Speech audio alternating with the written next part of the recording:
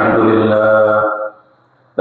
لله نحمده ونستعينه ونستغفره ونؤمن به ونتوكل عليه ونعوذ بالله من شرور أنفسنا ومن سيئات أعمالنا من يهده الله فلا مضل له ومن يضلل فلا هادي له ونشهد أن لا إله إلا الله وحده لا شريك له ونشهد أن سيدنا وحبيبنا ومولانا محمدا عبده ورسوله الذي أرسله بالحق بشيرا ونذيرا وداعيا إلى الله بإذنه وسراجا وقمرا منيرا أما بعد فقد قال الله تعالى في كلامه المجيد وفرقانه الحميد أعوذ بالله من الشيطان الرجيم بسم الله الرحمن الرحيم سبحان الذي أسرى بعبده ليلا من المسجد الحرام إلى المسجد الأقصى الذي باركنا حوله لنريه من آياتنا إنه هو السميع البصير صدق الله العظيم وصدق رسوله النبي الكريم اللهم صل على محمد وعلى آل محمد كما صليت على إبراهيم وعلى آل إبراهيم إنك حميد مجيد اللهم بارك على محمد وعلى آل محمد كما باركت على إبراهيم وعلى آل إبراهيم إنك حميد مجيد بلغ العذاب بكماله كشف الدجى بجماله حسنت جميع خصاله صلوا عليه وآله মহান আল্লাহ পাকের দরবারে শুকর আদায় করছি যে আল্লাহ পাক রব্বুল ইজ্জত ওয়াল জালাল পবিত্র মাহে রজবের আজকে 26 তারিখ পবিত্র জুমার দিন জুমার নামাজকে আদায় করার লক্ষ্যে আল্লাহ পাক আল্লাহর ঘর মসজিদে আসার বসার তৌফিক দান করেছেন। এই জন্য দিল থেকে কালিমাতুশ শুকর আদায় করছি। সকলে বলি আলহামদুলিল্লাহ। সম্মানিত মুআজ্জাজ মুহতারাম হাজিরিন, আমরা মেরাজ সম্পর্কে আলোচনা করছিলাম। গত জুমায় বলেছি আজকে মেরাজের আলোচনার পর্বটুকু আমরা শেষ করব। আলোচনা অনেক দীর্ঘ, সময় একেবারে কম, তাই বিশেষ কিছু কিছু বিষয় যেগুলো আমাদের জানা দরকার সেই বিষয়গুলোকে সামনে রেখে মেরাজের আলোচনাকে সংক্ষিপ্ত করব। আমরা গত জুমার আগের জুমায় আলোচনা করেছিলাম রাসূল করিম সাল্লাল্লাহু আলাইহি ওয়াসাল্লামকে আল্লাহ পাক দুনিয়া জমিন থেকে আরশ আজিম পর্যন্ত নিয়ে গিয়েছেন। তবে এই দীর্ঘ পথ ভ্রমণ, এই মেরাজ কোন তারিখ, কোন মাসে, কোন বৎসর হয়েছিল তা নির্দিষ্ট জানা নেই। অনেক ধরনের মতামত রয়েছে। এক্ষেত্রে আমরা বলেছিলাম রাসূল করিম সাল্লাল্লাহু আলাইহি ওয়াসাল্লাম নবুয়ত প্রাপ্তির পরে মদিনায় হিজরত করার আগে আল্লাহ পাক রাসূল করিম সাল্লাল্লাহু আলাইহি ওয়াসাল্লামকে মেরাজে নিয়েছেন। এর ভিতরে কোন বছর নিয়েছেন তা নিয়ে ইখতিলাফ রয়েছে। কেউ বলেছেন হিজরতের 5 বছর আগে, কেউ বলেছেন 6 মাস আগে, কেউ বলেছেন 8 মাস আগে, কেউ বলেছেন 1 বছর 3 মাস আগে, 6 মাস আগে। বিভিন্ন ধরনের মতামত রয়েছে। তবে একটি বিষয় স্পষ্ট বোঝা যায় তাইবাসীদেরকে রাসূল করিম সাল্লাল্লাহু আলাইহি ওয়াসাল্লাম দাওয়াত দেওয়ার পরে যখন মনোপূর্ণ হয়ে ফিরে এসেছেন, তার কিছুদিন পরে, কত তারিখে কোন মাসে এটা নির্দিষ্ট নেই, এর কিছুদিন পরেই আল্লাহ পাক রাসূলকে মনের সান্ত্বনা দেওয়ার জন্যই দুনিয়ার জমিন থেকে আরশ আজিম পর্যন্ত নিয়ে গিয়েছিলেন। তবে অনেক ওলামায়ে কেরামের মতে রজব মাসে ২৭তম রজনীতে আল্লাহ পাক রাসূল মেরাজ করিয়েছেন, মেরাজে নিয়েছেন। সেই সূত্রে আজকে রজবের ২৬ তারিখ, আজকে রাতটাই ২৭তম রজনী। তেমন ২৭তম রজনী আসার পরে আমাদের দেশের মধ্যে অনেক মানুষ এই দিনটাকে কেন্দ্র করে অনেক ধরনের আমল, অনেক ধরনের নামাজ, রোজা, এই সম্পর্কে অনেক ধরনের কথা বলে থাকে। বিশেষ করে রাস্তার মধ্যে ফুটপাতে যারা কালেকশন করে তারা খুব ফজিলত বলতে পারে। তো কোরআন এবং হাদিস এবং সুন্নাহর আলোকে এই ধরনের কোনো ফজিলতের ভিত্তি নাই।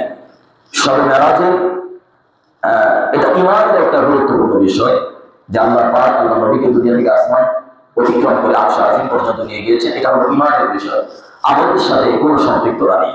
এর বড় একটি কারণ হলো যে এই দিনটাই কবে হয়েছিল তার কোনো নির্দিষ্টতা নেই। যেহেতু নির্দিষ্ট দিনের তারিখের সময়ের কথা আজ পর্যন্ত পৃথিবীর সকল মানুষের কাছে অজানা, তাহলে আমি সেই দিনকে কেন্দ্র করে কিসের আমল করব? এবং সাহাবায়ে কেরাম রাদিয়াল্লাহু তাআলা আলাইহিম আজমাইনদের জীবনে তারা কখনো এই মেরাজকে কেন্দ্র করে কোনো ধরনের আমল করেনি। এই জন্য এই রাতের সম্পর্কে, এই রাতের ফজিলত অনেক, কিন্তু আমাদের কোনো ফজিলত নাই। এই রাতকে কেন্দ্র করে আমি নামাজ পড়বো না, এই রাতকে কেন্দ্র করে নামাজ পড়বেন, এই রাতকে কেন্দ্র করে এই আমল করবো, এই সূরা দিয়ে নামাজ পড়বো, এগুলো সম্পূর্ণরূপে ভিত্তিহীন কথা, এগুলো কোনো ভিত্তি নেই। আপনি চাইলে এমনিতেই সাধারণত নামাজ পড়তে পারেন, তাহাজ্জুদে নামাজ পড়েন, কোনো সমস্যা নেই। তো আল্লাহ পাক রাসূল করিম সাল্লাল্লাহু আলাইহি ওয়াসাল্লামকে মেরাজ করেছেন। গত সময় আমরা আলোচনা করেছিলাম, আমি আলোচনাটা একটু দ্রুত করছি যাতে সময়ের ভিতরে আলোচনাটা শেষ করা যায়। রাসূল করিম সাল্লাল্লাহু আলাইহি ওয়াসাল্লামকে মেরাজে নিয়ে যাওয়ার সময় রাসূল করিম সাল্লাল্লাহু আলাইহি ওয়াসাল্লাম থেকে কয়েকটা বর্ণনা এসেছে, যার কিছু বর্ণনা গত সময় বলেছিলাম যে আল্লাহ নবী সাল্লাল্লাহু আলাইহি ওয়াসাল্লাম তিনি বলেছেন যে আমার ঘরের ছাদ ফাঁকা হয়ে গেল, জিবরাইল আমিন আমার কাছে আসলো এবং আমাকে ঘুম থেকে উঠিয়ে নিয়ে গেল। আরেক বর্ণনা এসেছে আমি আমার চাচাতো বোন উম্মে হানির ঘরে শুয়েছিলাম, সেখানে হযরত জিবরাইল এবং হযরত মিকাঈল আলাইহিস সালাম দুইজন ফেরেশতা আসলো, আমাকে দুই কাঁধে ধরে সেখান থেকে বাইতুল্লাহর কাছে নিয়ে গেল, হাতে কাবার নিকট নিয়ে শুয়ে দিল, আমার বুক ছিঁড়ে ফেললো এবং জমজমের পানি দ্বারা আমাদের তিন লোককে ধৌত করলো, ইলম এবং হিকমত দিয়ে ভরপুর করে আবার আগের মতো করে সেখান থেকে ঘোড়ার উপর সওয়ার করে আমাকে বাইতুল মাকদিসের দিকে রওনা করলো। এই ধরনের বর্ণনা। আরো কিছু বর্ণনা আছে মেরাজ সম্পর্কে, অসংখ্য জাল এবং যায়িফ বর্ণনা আছে, যেগুলো অনেক বিভিন্ন বাইরের ফুটপাতে বইয়ের মধ্যে পাওয়া যায়। মেরাজের এই ঘটনা সেই ঘটনা, এগুলো কোনো ভিত্তি নেই। মেরাজ সম্পর্কে যে লম্বা আলোচনা সিয়াসিত হাদিসে কিতাবের মধ্যে এসেছে, তার মধ্যে থেকে আমি যে আলোচনা করছি সেটা মুসলিম শরীফের বর্ণনা থেকে আপনাদের সামনে আলোচনা করছি। তার ভিতরে নাসাই শরীফ, তিরমিজি শরীফ এবং মুসনাদে আহমদ এবং মুস্তাদরাকে হাকিমেরও কিছু হাদিস এখানে উল্লেখ আছে, সেই সবগুলো থেকে আপনাদের সামনে আলোচনা করছি। মেরাজ সম্পর্কে যে আলোচনার মধ্যে জাল এবং যায়িফ বর্ণনা আছে, তার মধ্যে নামাজ সংক্রান্ত, আমল সংক্রান্ত, এগুলো সব ভিত্তিহীন জাল। তবে আমাদের দেশের আহলে হাদিস ভাইরা একটা দোয়া আছে, আল্লাহুম্মা বারিক লানা ফি রজব ওয়া শাবান ওয়া বাল্লিগনা রমাদান, এই দোয়াটাকে তারা বলে, এগুলো কোনো ভিত্তি নাই। অবশ্য এই হাদিসটা যায়িফ, আল্লাহুম্মা বারিক লানা ফি রজব ওয়া শাবান ওয়া বাল্লিগনা রমাদান, এই হাদিসটা যায়িফ। তবে যে হাদিসটা মুনকার না, জাল না, এর উপর আমল করা যেতে পারে, আমলযোগ্য। এরকম ভাবে আমি আরেকদিন আলোচনা করেছিলাম যে আহলে হাদিস ভাইরা আরেকটা হাদিসকে সম্পূর্ণরূপে বলে এর উপর আমল করা যাবে না, সেটা হলো ফজর নামাজের পরে এবং মাগরিবের নামাজের পরে সূরা হাশরের শেষ 3 আয়াত তেলাওয়াত করা, আউযু বিল্লাহিস সামিউল আলিম মিনাশ শাইতানির রাজীম, এই কালিমাটা 3 বার পরে তারপর সূরা হাশরের শেষ আয়াত 3 বার, এই শেষের 3 আয়াত তেলাওয়াত করা, এর ফজিলত, এটাকে আহলে হাদিস ভাইরা সরাসরি অস্বীকার করে, এটা যায়িফ, তারা বলে এটাকে আমল করা যাবে না। এই হাদিসটা তিরমিজি শরীফের মধ্যে ফাজাইলে কোরআন বর্ণিত হয়েছে একটা হাদিস। এই হাদিস সম্পর্কে ইমাম তিরমিজি রাহমাতুল্লাহ আলাইহি তিনি বলেছেন হাযা হাদিসুন গরীব, হাদিসটা একেবারে দুর্লভ পর্যায়ের একটা হাদিস। এই হাদিস এই রাবি ছাড়া অন্য কোনো রাবি থেকে পাওয়া যায় না। অর্থাৎ অন্যান্য যত কিতাব রয়েছে সকল কিতাবের মধ্যে ইমাম তিরমিজির হাওয়ালা দিয়ে এই হাদিসটা উল্লেখ করা হয়েছে, কিন্তু হাদিসটাকে যায়িফ বলেছেন, আমলযোগ্য, এটাকে বাতিল বলা যাবে না। আহলে হাদিস ভাইরা এই ধরনের অনেক হাদিসগুলোকে ডাইরেক্ট অস্বীকার করে বলে, তো আমরা বলি না এগুলো আমলযোগ্য, যায়িফ হলেও আমলযোগ্য, এগুলো মুনকার না, এগুলোকে বাতিল করা যাবে না। তো সম্মানিত ভাইরা আমার, মেরাজ সম্পর্কে অনেক যায়িফ এই ধরনের বর্ণনা আছে। রাসূল করিম সাল্লাল্লাহু আলাইহি ওয়াসাল্লাম তার চাচাতো বোন উম্মে হানির ঘরে শুয়েছিলেন। এক বর্ণনা এসেছে রাসূল বলেছেন জিবরাইল আমিন এসেছেন, আরেক বর্ণনা এসেছে জিবরাইল আমিন এবং মিকাইল আলাইহিস সালাম দুজনে এসেছেন। মুসলিম শরীফের বর্ণনা এসেছে শুধু জিবরাইল আলাইহিস সালাম এসেছিলেন। জিবরাইল আমিন রাসূল কারীম সাল্লাল্লাহু আলাইহি ওয়াসাল্লামকে বাইতুল্লাহর কাছে নিয়ে গেলেন এবং রাসূলের উচ্চারণ করলেন এবং ভেতর থেকে হৃৎপিণ্ড বের করলেন, জমজমের পানি দ্বারা হৃৎপিণ্ডকে ধৌত করলেন এবং সেখানে ইলম এবং হিকমত দিয়ে ভরপুর করে দিলেন, আবার আগে দিলেন। তারপর বরাক আনা হলো। বরাক সম্পর্কে গত জুমায় আপনাদের সাথে আলোচনা করা হয়েছিল, তাই এই জুমায় এই বরাক সম্পর্কে নতুন করে কোনো আলোচনা করার প্রয়োজন আছে বলে মনে করি না। বরাকের মধ্যে রাসূল কারীম সাল্লাল্লাহু আলাইহি ওয়াসাল্লামকে ওঠানো হলো। বরাক ক্ষিপ্ত গতিতে বাইতুল্লাহ থেকে বাইতুল মাকদিসের দিকে রওনা হলো। প্রতিমধ্যে আল্লাহ পাক লিনুরিয়াহু মিন আয়াতিনা, আল্লাহ পাক তার বান্দাকে কিছু নিদর্শন দেখানোর জন্য মেরাজ করিয়েছেন। প্রতিমধ্যে অনেকগুলো নিদর্শন আল্লাহ নবী সাল্লাল্লাহু আলাইহি ওয়াসাল্লামকে আল্লাহ পাক দেখিয়েছেন।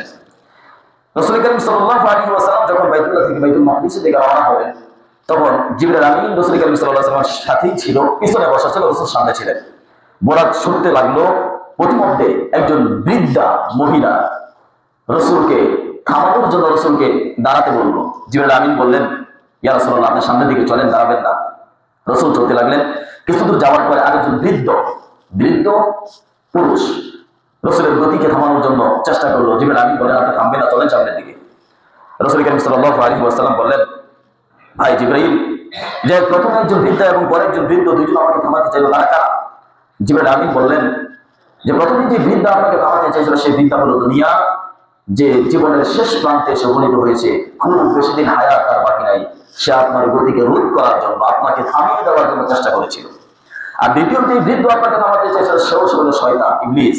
তারও জীবনের বয়সের শেষ প্রান্তে সে পৌঁছে গিয়েছে, তার বেশি দিন হায়াত নাই, সেও চেয়েছিল আপনার এই গতিকে থামিয়ে দেওয়ার জন্য। এই জন্য আমি বলেছি আপনি থামবেন না, সামনের দিকে চলেন। কিছু যাওয়ার পরে রাসূল কারীম সাল্লাল্লাহু আলাইহি ওয়াসাল্লামের সাথে একটি জামাতের সাথে দেখা হলো। যে জামাত এসে রাসূল কারীম সাল্লাল্লাহু আলাইহি ওয়াসাল্লামকে সালাম দিল। আল্লাহ নবী সাল্লাল্লাহু আলাইহি ওয়াসাল্লামকে জিবরাইল আমিন বললেন, আপনি তাদের সালামের জবাব দিন। রাসূল কারীম সাল্লাল্লাহু আলাইহি ওয়াসাল্লাম সালামের জবাব দিলেন। তারপর বরাক আবার সামনের দিকে চলতে লাগলো। রাসূল কারীম সাল্লাল্লাহু আলাইহি ওয়াসাল্লাম জিবরাইল আমিনকে বললেন, এই জামাত কারা? জিবরাইল আমিন বললেন, এরা হলো হযরত ইব্রাহিম আলাইহিস সালাম, হযরত ঈসা আলাইহিস সালাতু ওয়াস সালাম এবং হযরত মুসা আলাইহিস সালাতু ওয়াস সালাম, যারা আপনাকে আপনার মেরাজ, এই মেরাজকে আল্লাহ পাক যেন কল্যাণময় করেন সেজন্য আপনার উপর সালাম বর্ষণ করেছেন। সুবহানাল্লাহ। রাসূল কারীম সাল্লাল্লাহু আলাইহি ওয়াসাল্লাম বরাকের উপর চড়া অবস্থায় আল্লাহ পাক মানুষের চোখের আড়ালে যে বিষয়গুলো রেখেছেন রাসূলের সামনে সেগুলোকে উন্মুক্ত করে দিয়েছিলেন। রাসূল সাল্লাল্লাহু আলাইহি ওয়াসাল্লাম যাওয়ার সময় প্রতিমধ্যে কিছু মানুষকে দেখতে পেলেন যাদের হাতের নখগুলো হলো তামার নখের মতো। এই নখ দিয়ে তারা নিজেদের চেহারাকে এভাবে ক্ষতবিক্ষত করছে। আল্লাহ নবী সাল্লাল্লাহু আলাইহি ওয়াসাল্লাম জিবরাইল আমিনকে জিজ্ঞেস করেন, এরা কারা? জিবরাইল আমিন বললেন, এরা হলো দুনিয়ার ওই সমস্ত মানুষ যারা নিজের ঘরে নিজের বউ রেখে পর নারীর সাথে পরকীয়া করত এবং নিজের ঘরে নিজের স্বামী রেখে পর পুরুষের সাথে অবৈধ সম্পর্ক করত। এরা এইভাবে করে কিয়ামত পর্যন্ত নিজের চেহারাকে ক্ষতবিক্ষত করবে। আরেক বর্ণনা এসেছে রাসূল কারীম সাল্লাল্লাহু আলাইহি ওয়াসাল্লাম যাওয়ার সময় দেখলেন একটা তন্দুরের চুলার মতো, যার ভিতরে আগুন ধাউ ধাউ করে জ্বলছে, কিছু নারী পুরুষ রঙ অবস্থায় সেখানে আগুনের মধ্যে জ্বলছে। আল্লাহ নবী সাল্লাল্লাহু আলাইহি ওয়াসাল্লাম জিবরাইল আমিনকে বললেন, ভাই জিবরাইল, এরা কারা? আল্লাহ নবীকে জিবরাইল আমিন বললেন, এরা হলো আপনার উম্মতের সেই সমস্ত ব্যক্তি যারা অবৈধভাবে জিনা এবং ব্যভিচারে লিপ্ত হতো। আল্লাহ পাক তাদেরকে উলঙ্গ অবস্থায় এইভাবে কিয়ামত পর্যন্ত আগুনের মধ্যে দগ্ধ করবেন। নাউযু বিল্লাহি মিন যালিক। তারপর সামনের দিকে অগ্রসর হতে রাসূল কারীম সাল্লাল্লাহু আলাইহি ওয়াসাল্লাম আরো কিছু লোকদেরকে দেখতে পেলেন। এক ব্যক্তিকে দেখতে পেলেন যে তিনি সমুদ্রের মধ্যে হাবুডুবু খাচ্ছেন এবং পাথরকে লোকমা বানিয়ে খাবার খাচ্ছেন। আল্লাহ নবী সাল্লাল্লাহু আলাইহি ওয়াসাল্লাম জিবরাইল আমিনকে বললেন, এরা কারা? জিবরাইল আমিন বলেন, এরা হলো দুনিয়ার ওই সমস্ত ব্যক্তি যারা মানুষের রক্ত পানি করা, অর্থ উপার্জন করা টাকাটাকে অবৈধভাবে সুদের মাধ্যমে গ্রহণ করত। আল্লাহ পাক এদেরকে এই ধরনের শাস্তি তিনি মোচিত করেছেন। আরেক বর্ণনা এসেছে আল্লাহ নবী সাল্লাল্লাহু আলাইহি ওয়াসাল্লাম বলেন যে কিছু মানুষকে দেখতে পেলাম যাদের বডি, যাদের চেহারা অনেক বড় এবং তাদের শরীর থেকে এত বিশ্রী দুর্গন্ধ বের হচ্ছে যে তাদের দুর্গন্ধে সেখানে টিকা যায় না। রাসূল কারীম সাল্লাল্লাহু আলাইহি ওয়াসাল্লাম বললেন, এরা কারা? জিবরাইল আমিন বলেন, এরা হলো ওই সমস্ত ব্যক্তি যারা দুনিয়াতে জিনা এবং ব্যভিচারে লিপ্ত হতো, এদের শরীর থেকে দুর্গন্ধ বের হচ্ছে। আল্লাহ নবী সাল্লাল্লাহু আলাইহি ওয়াসাল্লাম জাহান্নাম সম্পর্কে ও জিনা ব্যভিচারকারীদের সম্পর্কে বলেছেন যে জাহান্নামের ভিতরে যখন আমাকে নিয়ে যাওয়া হলো তখন আমি দেখলাম সেই জায়গার মধ্যে কিছু মানুষ, কিছু নারী যাদের লজ্জাস্থান থেকে এত দুর্গন্ধ বের হচ্ছে যে তাদের দুর্গন্ধের কারণে জাহান্নামবাসীরাও জাহান্নামের ভিতর থেকে বের হয়ে যাওয়ার জন্য আল্লাহ পাকের কাছে মিনতি করে, আল্লাহ তাআলা আপনি আমাদেরকে যে শাস্তি দিচ্ছেন, এখন যে দুর্গন্ধ বের হচ্ছে এটা আমাদের এই শাস্তির চাইতে বেশি মনে হচ্ছে, আমরা আপনার কাছে পানা চাই আপনি আমাদেরকে এই দুর্গন্ধের শাস্তি থেকে মুক্তি দিন। রাসূল করিম সাল্লাল্লাহু আলাইহি ওয়াসাল্লাম বলেন, এরা হলো দুনিয়ার ওই সমস্ত নারী যারা নিজেদের স্বামী রেখে অথবা অবৈধ পন্থায় পরপুরুষের সাথে জেনায় লিপ্ত হতো। জাহান্নামের ভিতরে তাদের লজ্জাস্থান থেকে এই ধরনের দুর্গন্ধ বের হবে এবং তাদেরকে আযাবের মধ্যে নিক্ষিপ্ত করা হবে। রাসূল করিম সাল্লাল্লাহু আলাইহি ওয়াসাল্লাম এই ধরনের নিদর্শন দেখতে দেখতে বাইতুল মাকদিস পর্যন্ত গিয়ে পৌঁছালেন। মাঝখানে আরো অনেক ঘটনা রয়েছে, মেরাজ সম্পর্কে আমরা কম বেশি অনেক ঘটনা জানি। বাইতুল মাকদিসে যাওয়ার পরে রাসূল করিম সাল্লাল্লাহু আলাইহি ওয়াসাল্লাম, মুসলিম শরীফের বর্ণনায় রাসূল করিম সাল্লাল্লাহু আলাইহি ওয়াসাল্লাম বলেন যে আমি ওই জায়গায় গিয়ে বোরাকটা থামানোর পরে, বোরাকের লাগাম ছিল, এই লাগামটাকে একটা আংটার সাথে বাঁধলাম, যেই আংটার সাথে অতীতের নবীরাও তাদের বাহনগুলোকে বাঁধত। এই হলো এক বর্ণনা। আরেক বর্ণনা এসেছে জিবরাইল আমিন সেই জায়গায় যাওয়ার পরে জিবরাইল আমিন তার হাতের আঙ্গুল দিয়ে একটা পাথরকে ছিদ্র করলো, সেই পাথরের মধ্যে রাসূল করিম সাল্লাল্লাহু আলাইহি ওয়াসাল্লামের এই বাহন বোরাকের লাগামকে এখানে বাঁধা হলো, রশি দিয়ে বাঁধা হলো। এই সম্পর্কে একটা ইতিহাসের মধ্যে আমি পড়েছিলাম যে তদানীন্তনকালে বাইতুল মাকদিসের যিনি খাদেম ছিলেন, বাইতুল মাকদিসের মধ্যে বাইতুল মাকদিস পরিচালনা করতেন, তিনি প্রতিদিন রাত্রে বাইতুল মাকদিসের সমস্ত দরজা জানালাগুলোকে বন্ধ করতেন। হিরাক্লিয়াস যখন তার কাছে রাসূল করিম সাল্লাল্লাহু আলাইহি ওয়াসাল্লামের মেরাজের কথাগুলো বলা হয়েছিল, তখন এই বাদশার পিছনেই ওই বাইতুল মাকদিসের খাদেম যিনি, পরিচালক যিনি, তিনি দাঁড়ানো ছিলেন। তিনি যখন শুনলেন যে আরব থেকে, সুদূর মক্কা থেকে ফিলিস্তিনে বাইতুল মুকাদ্দাসে এসে নামাজ পড়েছেন এক রাত্রে, তখন তিনি ওই রাত সম্পর্কে জিজ্ঞেস করেছিলেন কোন রাত্রে, তখন তাকে জানানো হলো এই রাত্রে। তখন ওই পণ্ডিত, ওই বাইতুল মাকদিসের খাদেম, তিনি বাদশার সামনে বললেন যে আল্লাহর কসম, ওই রাত্রে যখন আমি বাইতুল মাকদিসের সমস্ত দরজাগুলোকে বন্ধ করতে গিয়েছিলাম প্রতিদিনের মতো, তখন সবগুলো দরজা বন্ধ করার পরে বাইতুল মাকদিসের এক পাশে একটা দরজা আমি বন্ধ করতে পারিনি। সুবহানাল্লাহ, ওই দরজাকে আমি বন্ধ করতে পারি নাই। আমি যখন একা বন্ধ করতে পারলাম না, তখন কয়েকজন শক্তিশালী যুবককে ডেকে আনলাম, চলো এই দরজাটাকে বন্ধ করা দরকার, না হলে মসজিদের ভিতরে কি কোনভাবে কোন কাজ করে বসে। তখন শক্তিশালী কয়েকজন যুবক আনা হলো, তারাও চেষ্টা করলো, দরজা বাড়াতে পারেনি। এই দরজা ওই রাত্রে বন্ধ না করা অবস্থায় ওই খাদেম এখান থেকে চলে গিয়েছিল। এটা হলো এক কথা। তারপর খাদেম বলে, আমি পরের দিন যখন ওই মসজিদে গিয়েছি সকালবেলা, যাওয়ার পরে দেখলাম ওই জায়গার মধ্যে একটা পাথরের মধ্যে ছিদ্র করা, যে ছিদ্রটা আগে কোনোদিন ছিল না, এবং এই পাথরের মধ্যে রশি দিয়ে বাঁধার একটা চিহ্ন রয়েছে, এবং এই জায়গার মধ্যে কিছু বাহন এসে ছিল, তার পায়ের উপরের কিছু চিহ্ন এখানে মাটির মধ্যে বিদ্যমান ছিল। সুবহানাল্লাহ। তো রাসূল করিম সাল্লাল্লাহু আলাইহি ওয়াসাল্লাম ওই জায়গায় গিয়ে আংটা অথবা পাথরের সাথে বোরাকটাকে বাঁধলেন। আল্লাহ নবী সাল্লাল্লাহু আলাইহি ওয়াসাল্লাম মসজিদুল আকসার ভিতরে ঢুকলেন, সেখানে ঢুকে দুই রাকাত তাহিয়াতুল মসজিদ নামাজ আদায় করলেন। সেখানে রাসূল করিম সাল্লাল্লাহু আলাইহি, মুসলিম শরীফের বর্ণনা, রাসূল করিম সাল্লাল্লাহু আলাইহি ওয়াসাল্লামের কাছে দুইটা পাত্র আনা হলো। একটার মধ্যে মধু ছিল, একটার মধ্যে দুধ ছিল, একটার মধ্যে মদ ছিল, শরাব ছিল। আরেক বর্ণনা এসেছে যে তিনটা পাত্র আনা হলো, একটার মধ্যে মধু ছিল, আরেকটার মধ্যে শরাব ছিল, আরেকটার মধ্যে দুধ ছিল। আরেক বর্ণনা এসেছে চারটি পাত্র আনা হয়েছে। এক বর্ণনায় চারটি পাত্র আনা হয়েছে, একটার মধ্যে মধু ছিল, আরেকটার মধ্যে পানি ছিল, আরেকটার মধ্যে শরাব ছিল, আরেকটার মধ্যে দুধ ছিল। আল্লাহ নবী সাল্লাল্লাহু আলাইহি ওয়াসাল্লাম তিনি এই দুইটা বা এই সবগুলো পাত্রের দিকে ভালো করে লক্ষ্য করলেন, তাকালেন, তারপর দুধের পাত্র নিয়ে সেখান থেকে দুধ পান করলেন। জিবরাইল আমিন বললেন, আপনি ফিতরতকে গ্রহণ করেছেন, আপনি ফিতরতকে গ্রহণ করেছেন, আপনি যদি মদকে গ্রহণ করতেন তাহলে আপনার সমস্ত উম্মত অবাধ্য হয়ে যেত। আরেক বর্ণনা এসেছে রাসূল করিম সাল্লাল্লাহু আলাইহি ওয়াসাল্লাম মধুর পাত্র থেকেও কিছু মধু পান করেছেন। রাসূল করিম সাল্লাল্লাহু আলাইহি ওয়াসাল্লাম বাইতুল মাকদিস পর্যন্ত বোরাক দিয়ে সফরে ছিলেন। বোরাক ওই আংটা অথবা ওই পাথরের সাথে বাঁধাই ছিল রাসূল ওই আরশ আজিম থেকে ফিরে আসার আগ পর্যন্ত। আল্লাহ নবী সাল্লাল্লাহু আলাইহি ওয়াসাল্লাম ওই বাইতুল মাকদিস থেকে আসমানের দিকে রওনা হবেন। এই ক্ষেত্রে আরো কিছু বর্ণনা আছে যে রাসূল করিম সাল্লাল্লাহু আলাইহি ওয়াসাল্লাম বাইতুল মাকদিসে যাওয়ার পরে সমস্ত আম্বিয়া আলাইহিস সালাতু ওয়াসালামদেরকে একত্রিত করা হলো, এবং সকলের মধ্যে জিবরাইল আমিন আল্লাহ নবী সাল্লাল্লাহু আলাইহি ওয়াসাল্লামকে সামনে ঠেলে দিলেন, আপনি ইমামতি করেন। রাসূল সাল্লাল্লাহু আলাইহি ওয়াসাল্লাম সকলের ইমাম হয়ে নামাজ আদায় করলেন। এই একটি বর্ণনা, এটা সহিহ এবং শুদ্ধ বর্ণনা, যেখান থেকে রাসূল সাল্লাল্লাহু আলাইহি ওয়াসাল্লামকে ইমামুল আম্বিয়া বলা হয়, সমস্ত নবীগণের ইমাম। কিন্তু এই বর্ণনার ক্ষেত্রে ইবনে কাসির রাহমাতুল্লাহি আলাইহি তার তাফসীর ইবনে কাসিরের মধ্যে বলেছেন যে আল্লাহ নবী সাল্লাল্লাহু আলাইহি ওয়াসাল্লাম যখন বাইতুল মাকদিসে গিয়েছেন, এই জায়গার মধ্যে রাসূল সেখানে যাওয়ার পরে কি সমস্ত নবীদেরকে একত্রিত করা হয়েছিল, নাকি রাসূল মেরাজ থেকে ফিরে আসার পরে বাইতুল মাকদিসে যখন আবার পুনরায় এসেছেন তখন সমস্ত নবীদেরকে একত্রিত করা হয়েছিল? অনেক উলামায়ে কেরাম বলেন রাসূল সাল্লাল্লাহু আলাইহি ওয়াসাল্লাম সেখানে যাওয়ার পরেই সমস্ত নবীদেরকে একত্রিত করা হয়েছিল এবং নবীদের সাথে রাসূলের সাক্ষাৎ হয়েছিল, নবীদের সাথে রাসূল সাল্লাল্লাহু আলাইহি ওয়াসাল্লাম কথা বিনিময় করেছিলেন।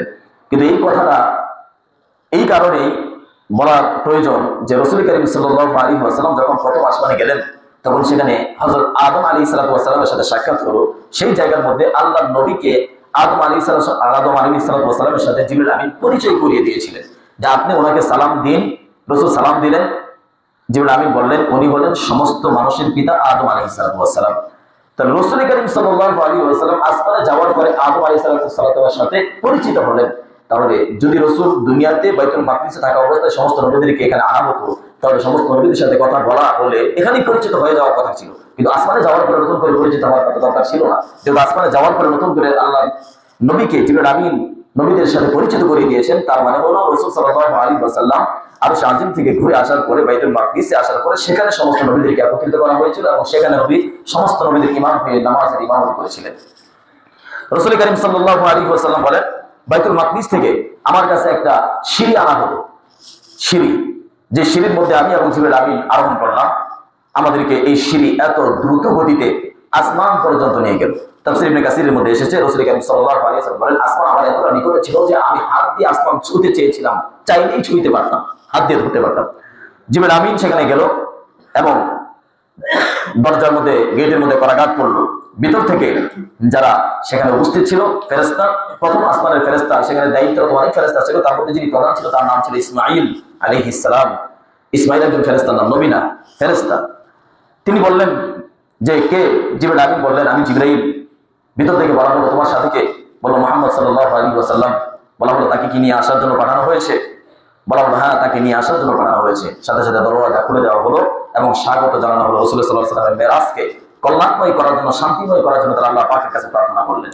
দরজা প্রত্যেক আসমানের মধ্যে এই কথোপকথনগুলো হয়েছে, মুসলিম শরীফের বর্ণনা এসেছে, প্রত্যেক আসমানের মধ্যে বলা হয়েছে। প্রত্যেক আসমানের মধ্যে বলার পরে প্রথম আসমানে উঠলেন আল্লাহ নবী সাল্লাল্লাহু আলাইহি ওয়াসাল্লাম হযরত আদম আলাইহিস সালামের সাথে সাক্ষাৎ করলেন। জিবরিল আমিন বললেন আপনি ওনাকে সালাম দিন। রাসূল সাল্লাল্লাহু আলাইহি ওয়াসাল্লাম সালাম দিলেন। জিবরিল আমিন বলেন উনি হলেন আপনার পিতা, সমস্ত মানুষের পিতা আবুল বাশার হযরত আদম আলাইহিস সালাম।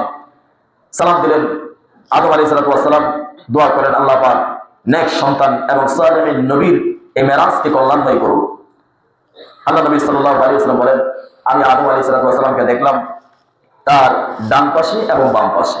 ডান পাশে কিছু মানব আকৃতির, কিছু মানুষের মতো দেখতে, রূহের জগতে রূহের মতো এই সাইডে ডান পাশে, আবার কিছু বাম পাশে। তিনি একবার ডান পাশে তাকান তখন তিনি হাসেন, আবার যখন বাম পাশে তাকান তখন তিনি কাঁদেন। জিবরিল আমিনকে আল্লাহ নবী সাল্লাল্লাহু আলাইহি ওয়াসাল্লাম প্রশ্ন করলেন তিনি কেন এমন করছেন? তখন জিবরিল আমিন বললেন যে তিনি ডান পাশে যখন তাকান তখন তার সন্তানদের মধ্য থেকে যারা জান্নাতি হবে তাদেরকে দেখে তিনি খুশি হয়ে হাসেন, আর যখন তিনি বাম পাশে তাকান তখন তার সন্তানদের মধ্য থেকে যারা জাহান্নামের জ্বালানি হবে তাদেরকে দেখে তিনি কান্নায় ভেঙে পড়েন। আদম আলাইহিস সালাম থেকে বিদায় নিয়ে আল্লাহ নবী সাল্লাল্লাহু আলাইহি ওয়াসাল্লাম পরবর্তী আসমানের দিকে রওনা হলেন। পরবর্তী আসমানের মধ্যে সেই একই কথোপকথনের মাধ্যমে আসমানের দরওয়াজা খোলা হলো, সেখানে উঠলেন। সেখানে রাসূল করিম সাল্লাল্লাহু আলাইহি ওয়াসাল্লাম বলেন আমি দুজন খালাতো ভাইয়ের সাথে দেখা করলাম, একজন হলো ঈসা ইবনে মারইয়াম, আরেকজন হলো ইয়াহইয়া ইবনে জাকারিয়া আলাইহিস সালাতু ওয়াস সালাম। দুজনের সাথে সাক্ষাৎ করলাম, দুজনই আমার মেরাজকে কল্যাণময় করার জন্য দোয়া করলেন। তাদের থেকে পৃথক হলাম। তৃতীয় আসমানে দরওয়াজা খোলা হলো, সেখানে যে আমি হযরত ইউসুফ আলাইহিস সালামের সাথে দেখা করলাম। বিভিন্ন বর্ণনায় অনেক অন্যান্য নবীদের কথাও এসেছে, মুসলিম শরীফের বর্ণনা এসেছে তৃতীয় আসমানে হযরত ইউসুফ আলাইহিস সালামের সাথে আল্লাহ নবী সাক্ষাৎ করেছেন। রাসূল সাল্লাল্লাহু আলাইহি ওয়াসাল্লাম ইউসুফ আলাইহিস সালাম সম্পর্কে বলেছেন যে পৃথিবীর সমস্ত সমুদয় সৌন্দর্যের অর্ধেক সৌন্দর্য আল্লাহ পাক ইউসুফ নবীকে দান করেছেন। আমি ইউসুফ আলাইহিস সালামকে দেখে এসেছি তার সৌন্দর্য কত, সুবহানাল্লাহ, এত সৌন্দর্য আল্লাহ পাক ইউসুফ নবীকে দান করেছেন। এই মাঝখানে আমি আরেকটা কথা বলি, পৃথিবীর মধ্যে সবচাইতে সুন্দর ছিলেন হযরত ইউসুফ আলাইহিস সালাম। বাহ্যিক দৃষ্টিতে সবচেয়ে সুন্দর ছিলেন ইউসুফ আলাইহিস সালাম। আর নারীদের মধ্যে একজন সবচেয়ে সুন্দরী ছিলেন, সবচেয়ে সুন্দরী, যার চাইতে সুন্দরী পৃথিবীতে আর কোনো নারী কখনো আসেনি, আসবেও না। এমন একজন নারী ওই পৃথিবীতে এসেছিলেন। আপনারা বলতে পারবেন যে এই নারীকে? ধারণা আছে? হ্যাঁ হ্যাঁ, এই যে ভাই বলছে, হয়তো উনি ওদের দিনের আলোচনায় ছিলেন।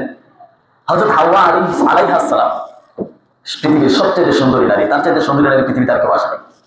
কারণ হাওয়া আলাইহিস সালামকে আল্লাহ পাক জান্নাতে তৈরি করেছেন এবং নাপাক থেকে মুক্ত। তার সৃষ্টির পিছনে কোনো নাপাক নেই।